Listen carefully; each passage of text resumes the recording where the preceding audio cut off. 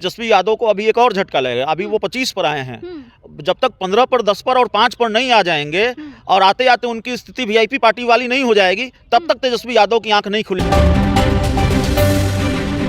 नमस्कार, आप देख रहे हैं रब्जी लाइव न्यूज। देखिए, बिहार विधानसभा चुनाव के परिणाम के बाद महागठबंधन को करारे हार मिल गए हैं, जिसके बाद रोहिणी आचार्य का एक ट्वीट है जो काफी चर्चा में बन गया है। जहां रोहिणी आचार्य ने परिवार से और राजनीति से दूरी बना ली है और ऐसा उन्होंने लिखा कि संजय यादव के कहने पर वो पोस्ट कर रही है, लेकिन सारा कुछ ब्लेम खुद पर ले रही हैं। आज हमारे साथ इसी मुद्दे पे बातचीत करने के लिए अभिषेक जी मौजूद हैं। अभिषेक जी, कैसे देख रहे हैं रोहिणी आचार्य यह ट्वीट करती हैं और लालू परिवार में एक बड़ा इस वक्त जो है भूचाल मचा हुआ है रोहिणी आचार्य के इस ट्वीट के बाद? देखिए, रोहिणी आचार्य कौन है पहले इसको समझिए। पूरा देश जानता है कि रोहिणी आचार्य लालू प्रसाद यादव की वो बिटियां हैं जिन्होंने लालू प्रसाद यादव की जान बचाई अपनी किडनी देकर, और इसके पीछे रोहिणी आचार्य का कोई स्वार्थ नहीं था। एक पुत्री का धर्म वो निभा रही थी और उनके लिए उस वक्त उनको यही जरूरी लगा कि पिता की जान बचानी है, भले ही अपनी जान को जोखिम में डाला जाए। और रोहिणी आचार्य लालू यादव की वो बेटियां हैं कि जब उन्होंने अपने पिता को किडनी दी तो रोहिणी आचार्य की देश भर में तारीफ हुई और होनी भी चाहिए। अब सवाल ये है कि उन्होंने जो ट्वीट किया है, देखिए रोहिणी आचार्य ने पहली बार कोई ट्वीट नहीं किया है, थोड़ा बैकफुट पर वो जरूर आई थी। हो सकता है चुनाव को देखते हुए या पार्टी को नुकसान न पहुंचे, परिवार को नुकसान न पहुंचे, ये देखते हुए, लेकिन संजय यादव को लेकर उनके मन में नाराजगी पहले से रही है। ये बात कोई छिपी हुई बात नहीं है। आज रोहिणी आचार्य, चूंकि आज उनके ट्वीट का आप जिक्र कर रही हैं, इसलिए आज की बात हम करते हैं। रोहिणी आचार्य ने ट्वीट किया है, जो मैंने उनका देखा है, मेरी अंग्रेजी थोड़ा तंग है, अंग्रेजी में उन्होंने ट्वीट किया है, लेकिन जो मैं समझ पाया उसमें उन्होंने लिखा है कि भाई मैं राजनीति छोड़ रही हूं, किसी को दोष नहीं दे रही हूं, और संजय यादव और रमीज करके कोई हैं, उन्होंने ही मुझे ऐसा करने को कहा था। लेकिन दोस्त तो वो खुद पे ले रही है कि मैं ये सारा ब्लेम खुद ही ले रही हूं अपने ऊपर। तो जाहिर है वो पार्टी पर देंगे नहीं, पार्टी की कमान तेजस्वी यादव के हाथों में है। मतलब लालू यादव सुप्रीमो है, लेकिन तेजस्वी यादव ही सब कुछ देखते हैं, अपने पिता के बारे में कुछ बोल नहीं सकती हैं। संजय यादव के बारे में जितना बोलना था, एक पढ़ी लिखी महिला या एक पढ़ा लिखा व्यक्ति जिस अंदाज में हमला कर सकता है या जिस तरफ इशारा कर सकता है, कम शब्दों में वो रोहिणी आचार्य ने कर दिया है।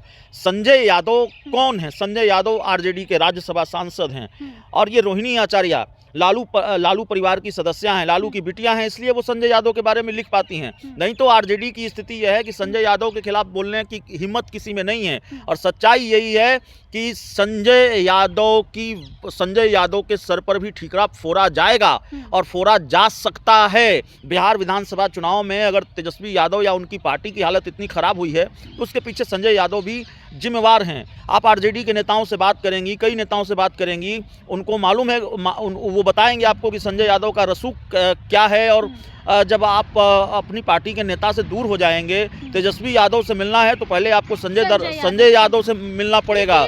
संजय यादव फोन नहीं उठाएंगे, संजय यादव जवाब नहीं देंगे, ये सारे आरोप लगते हैं। तेज प्रताप यादव का भी एक बयान आता है कि उन्हें तेजस्वी यादव से मुलाकात करने के लिए संजय यादव से बात करना पड़ता है और वो उनसे मिलने तक नहीं देते। ये तेज प्रताप यादव का भी तो इस तरह के आरोप लगते हैं। बताइए, तेज प्रताप यादव जो लालू प्रसाद यादव के बड़े बेटे हैं, तो आरजेडी के बड़े नेताओं की क्या स्थिति रही होगी? अब्दुल बारी सिद्दीकी ने एक बयान बड़ा संदेह अंदाज में दिया है, संजय यादव का नाम नहीं लिया है, लेकिन जब रिजल्ट आ गए तो उन्होंने अपनी प्रतिक्रिया दी है और कहा है कि बिहारी नेताओं को बैठकर इस पर समीक्षा करनी चाहिए। इशारा संजय यादव की तरफ ही माना जा रहा है। संजय यादव हरियाणा से आते हैं, तो जाहिर तौर पर संजय यादव पर निशाना है। और मुझे ये लगता है कि अभी और मोर्चे खुलेंगे पार्टी के अंदर भी और परिवार के अंदर भी संजय यादव के खिलाफ। जिस तरह से संजय यादव की कार्यशैली है, और संजय यादव को पता नहीं ये भ्रम कैसे रहा। अभी उनका एक वीडियो बड़ा वायरल हो रहा है, ट्रोल किया जा रहा है। एक कॉन्क्लेव में तेजस्वी यादव बैठे हुए हैं और संजय यादव सीधा ये कह रहे हैं कि भाई तेजस्वी जी से मैं पूछना चाहता हूं, अपने शपथ ग्रहण में वो बीजेपी शासित राज्यों के मुख्यमंत्रियों को बुलाएंगे कि नहीं बुलाएंगे? तो वहां बगल में बैठे एक वरिष्ठ पत्रकार उनसे पूछते हैं कि भाई जीतेंगे तब ना? अरे जीत रहे हैं। एक दोहा है, निदक नियर राखी आंगन कुटी छवाए। कभी भी जो महाभारत के संजय थे वो युद्ध भूमि की सही तस्वीर दिखाते थे धृतराष्ट्र को। इस संजय ने, कलयुग के संजय ने युद्ध भूमि की सही तस्वीर नहीं दिखाई तेजस्वी यादव को। सब कुछ अच्छा है, सब कुछ अच्छा है, आप सरकार बना रहे हैं, आपके सिवा कोई नहीं है, ये तो धोखे में रखना हुआ। सही बात बतानी चाहिए, सही तस्वीर। और बिल्कुल आप कह सकते हैं कि धोखे में रखकर किसी को खुश करने के लिए अगर आप कुछ बोलते हैं, कहा जाता है कि निदक नियर राखिए आंगन कुटी छवाए, तो इस तरह की बात होनी चाहिए। निंदा करने वाले को बगल में रखना चाहिए, साथ रखना चाहिए। संजय यादव निंदा करने वाले, हाँ में हाँ मिलाने वाले व्यक्ति हैं, ताकि अपना उल्लू सीधा होता रहे, अपना उल्लू वो सीधा करते रहे। राज्यसभा तक सफर तय किया है उन्होंने। एक सवाल ये भी ले लेंगे कि जिस तरीके से संजय यादव को लेकर के रोहिणी आचार्य ही नहीं और सारे जो उनके फैमिली के सदस्य वो भी आरोप लगाते हैं, अब जो जिस तरीके से करारी हार महागठबंधन को मिल गई है, तो क्या तेजस्वी यादव एक्सेप्ट कर पाएंगे कि संजय यादव की वजह से ही कहीं ना कहीं इतनी कम जो सीटें आई है संजय यादव के वजह ही है, जो परिवार में टूट हो रही है? मुझे नहीं लगता कि तेजस्वी यादव की आंख खुलेगी। तेजस्वी यादव को अभी एक और झटका लगेगा। अभी वो 25 पर आए हैं, जब तक 15 पर, 10 पर और 5 पर नहीं आ जाएंगे और आते आते उनकी स्थिति वीआईपी पार्टी वाली नहीं हो जाएगी, तब तक तेजस्वी यादव की आंख नहीं खुलेगी। मुझे ऐसा नहीं लगता है। अरे भाई, तेज प्रताप यादव गलत हो सकते हैं, रोहिणी आचार्य गलत हो सकती हैं, अब्दुल बारी सिद्दीकी गलत हो गए। अरे संजय यादव के खिलाफ कई लोगों ने मोर्चा खोला हुआ है। तेजस्वी जी आंख खोलकर देखिए जरा, अपनी पार्टी में जानकारी लेने की कोशिश कीजिए। तेजस्वी तेज प्रताप यादव, रोहिणी आचार्य, इनकी हिम्मत इसलिए है कि वो लालू यादव के बड़े बेटे हैं, वो जानते हैं कि मेरा कुछ बिगाड़ नहीं सकते, ठीक है। और रोहिणी आचार्य ने एक और बड़ा त्याग कर दिया कि चलिए राजनीति ही छोड़ देते हैं।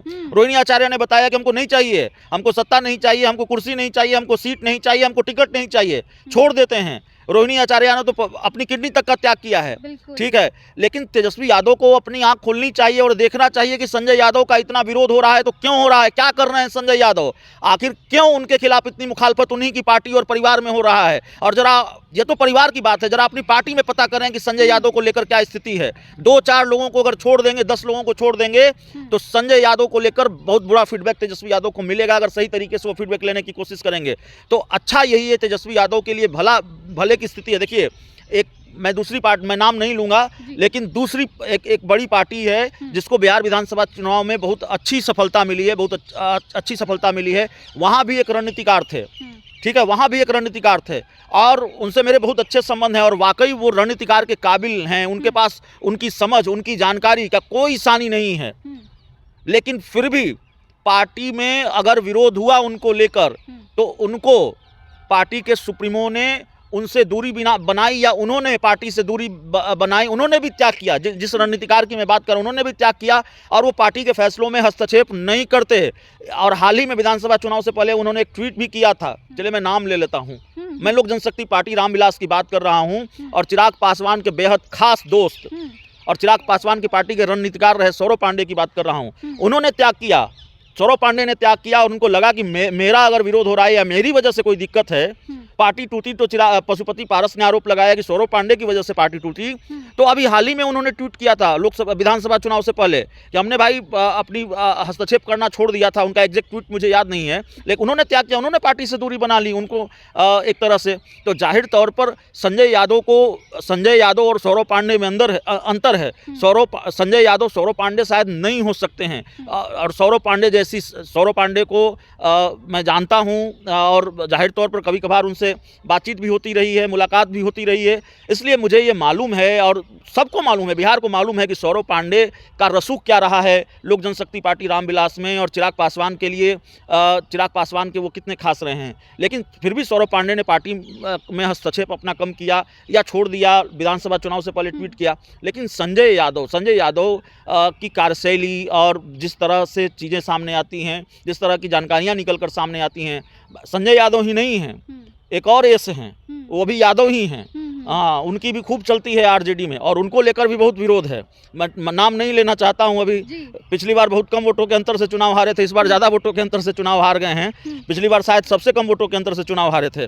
तो तेजस्वी यादव को आंख खोलनी पड़ेगी, लेकिन वो खोलेंगे नहीं। ये मुझे मालूम है कि तेजस्वी यादव अपनी आंख नहीं खोलेंगे जब तक वो वीआईपी पार्टी के स्कोर तक नहीं आ जाएंगे। चलिए देखिए, जब तक वीआईपी पार्टी के स्कोर यानी कि 0 तक नहीं आते हैं, वो अपनी आंख नहीं खोलेंगे। ऐसे में देखिए चर्चाएं काफ़ी तेज है। पहले तेज प्रताप यादव, अब रोहिणी आचार्य ने सीधे तौर पर संजय यादव का नाम ले लिए हैं और संजय यादव तेजस्वी यादव के एक बड़े रणनीतिकार है, वो रणनीति तैयार करते हैं। ऐसे में देखिए जिस तरीके से उनका विरोध हो रहा है, लगातार लोगों का ट्वीट सामने आ रहा है। अब देखना होगा कि क्या तेजस्वी यादव की आंखें खुलती है, क्या अपने पार्टी और परिवार लोगों से संजय यादव से जुड़ी बातें करते हैं, चर्चा करते हैं। आप बने रहे हमारे साथ, तब तक के लिए बहुत बहुत शुक्रिया।